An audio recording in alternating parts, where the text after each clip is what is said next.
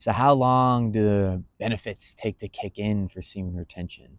I want inner peace. I want to get more girls. I want to be calm. I want my life to start flowing again. I want to be in touch with my authentic self, my true self, my masculine energy. I want all of these things that money can't buy.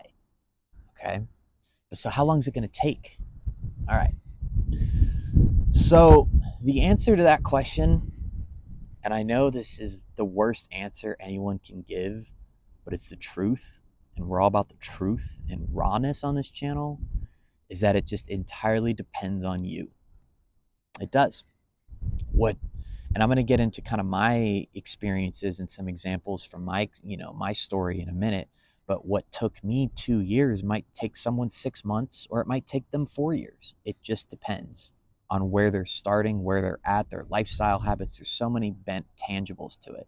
I'll talk about how you can speed it up, but you can't rush it.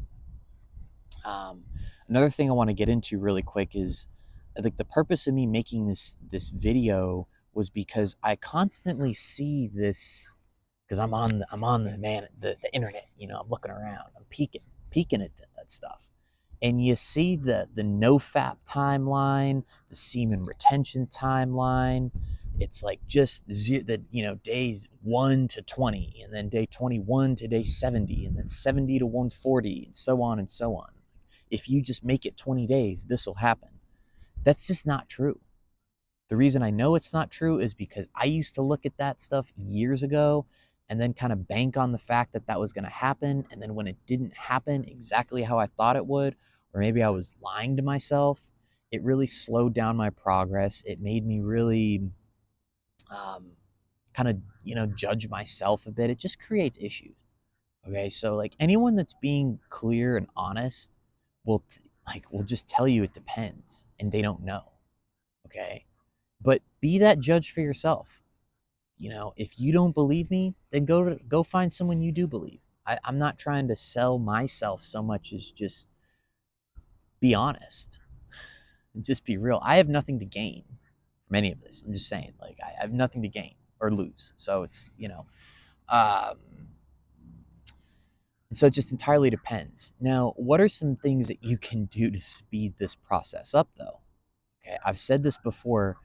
The process of semen retention and introspection to get to these benefits, is the goal of it is to use semen retention as the energy source, okay, to figure out all of your insecurities, your traumas, the things you're addicted to, your dopamine hits, usually in the form of women, sex, masturbation, drugs, like all the big ones, all of the things that you are limiting you, and then removing yourself from them or becoming very disciplined about it so that you can get to a sense of stability and peace inside because you don't need anything. It's like, how do you have ultimate control over a situation? It's that you don't need it. I'm not saying you can never enjoy it again, but, like, we as men, especially with, like, the female attraction, for example, the feminine energy or sex, it's like we have this need for it. And that causes us to be manipulated and to be heartbroken and to not, like, well, you'll get heartbroken no matter what. Like, that's a good thing. But to be manipulated or to feel like you're not in control of yourself and not in your own orbit, or that's where codependency and neediness comes, is because you need it so badly that you're willing to compromise yourself for it. Semen retention is the way out of that, because just by sheerly, like, retaining and removing yourself, or trying to create some discipline over the sex and all of these habits, you can then come to a place where, like, you can still enjoy it, but still be grounded in yourself and not compromise or lose yourself in the process of this stuff. That's when you find the best people. That's when you find the best opportunities, because you're not coming from a place of hunger and need, you know, stability, man. And so that stuff comes, and that should be, if you're serious about it, there should be no timeline for you. That should just be worth it. Now, for me, I teetered around semen retention for about 6 months. before I really, really committed to it. It'd be like, okay, I'm going to retain for a week, then I'm going to go watch porn, or I'm going to go and have some sex, or I'm going to get the dopamine hits. I slowly kind of weaned myself off. And then one day I woke up and felt called to do it. I was like, I'm going to do the full year, right? Because I was seeing that just the reason I did that was because I saw that just from me solely retaining my semen and not working to change my life up at all or do introspection was causing, or not really doing it as heavily, was causing me to just not have any of the benefits I thought I would. Like everyone on YouTube, says you do. That doesn't work like that. So then I committed to the full year. Now on the full year, I restrained myself, and this is a little extreme, right? But like I was committed because I wanted to see what was on the other side. I didn't even know it was on the other side. I just wanted to do it, just to see. I restrained myself from all dopamine. I didn't drink coffee. I didn't. I didn't talk to women. I didn't look at women. I didn't have sex. I ate the same grounding foods for myself every day. Like I didn't do anything that I would have considered me having an addiction to or being pulled to do. No alcohol, nothing. Not that I really drink too much to begin with, but like still. Um, I didn't go out. I didn't party. It's like I wanted to allow, I wanted to see what all of that stuff was covering up. And it was covering up a lot, and you become faced with that. You become faced with the fact that, man, maybe I am addicted to like female attraction and porn and masturbation. And because everyone doesn't think they're addicted until you try to stop doing it.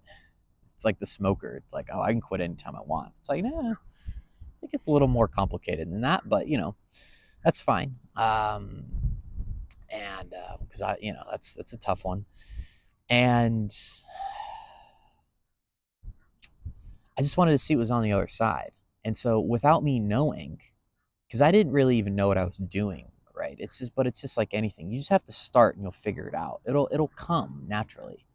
I didn't know what was happening, but on the back end, without me being aware, during that full year, my brain chemistry was rewiring, my dopamine receptors were rewiring. I was starting to see that all the way that I was living my life wasn't working anymore. And that is when the universe, right? Because the universe is working for you, right? Not to you, even though it might seem like it. That was when the universe sent me this really amazing woman.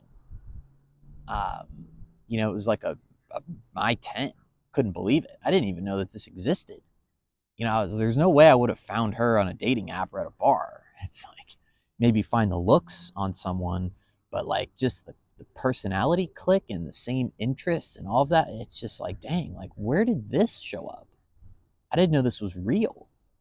And then, of course, I broke retention for that because I was like, this must be ordained. It was worth it to me too. That's the thing. Then I was able, and it's like the universe kind of showed me, like, one, that's out there, and two, this is, I wouldn't have been able to attract or appreciate a person like this, or even honestly stay with a person like this, had I not, developed on semen retention, because this was when I started to notice my level of groundedness. I was in my own orbit. Not really, entirely what I am now, because like I'm still working and improving, right? But like I had started to notice like this is the play of masculine and feminine energy in a relationship.